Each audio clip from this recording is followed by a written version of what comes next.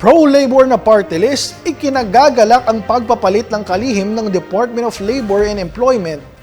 Ano nga ba ang kanilang inaasahan kay bagong Labor Secretary Francis Tolentino? Narito muli si Judea Bernardo.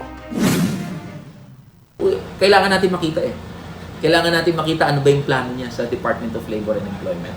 And the challenge remains, Secretary Tolentino, ano bang plano mo para sa mga manggagawa? Ano ang tugon mo sa sahod, sa contractualization, sa provincial rate, sa pagpapababa ng presyo ng mga bilihin, sa pagsisecure na may trabaho? Ito ang hamon ni Kamanggagawa Party List Representative Elison Fernando kay newly appointed Department of Labor and Employment Secretary Francis Tolentino. Ayon kay San Fernando, welcome naman sa kanila ang pagkakatalaga kay Tolentino bilang bagong kalihim ng DOLE, lalo na't walang kwenta raw ang naging pamamalakad ng dating DOLE chief na si former Secretary Bienvenido Laguesma. Pero welcome man, hindi maialis ng mambabatas ang pangamba kung tumutugma ba ang mga naging karanasan ni Tolentino para tumayo bilang bagong DOLE chief.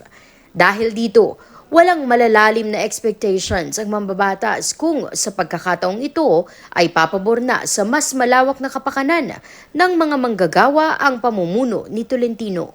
Siyempre, welcome sa mga manggagawa na napalitan na sa wakas si Secretary Laguesma.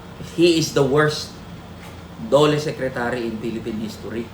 So we view it with caution. Bagamat wini-welcome namin na napalitan na yung Secretary ng DOLE.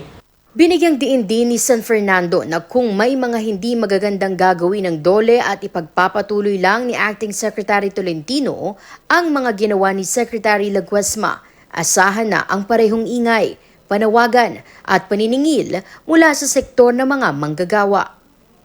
Isa pa sa ipinanawagan ni San Fernando sa bagong talagang DOLE chief, dapat ay mabuksan daw nito ang pintuan para sa isang dialogo kasama President Ferdinand Bongbong Marcos Jr. at ang mga manggagawang Pilipino na hindi raw nangyari sa ilalim ng pamumuno ni Laguesma. Mula rito sa Kamara, ako po si Judea Bernardo, DA Patrol.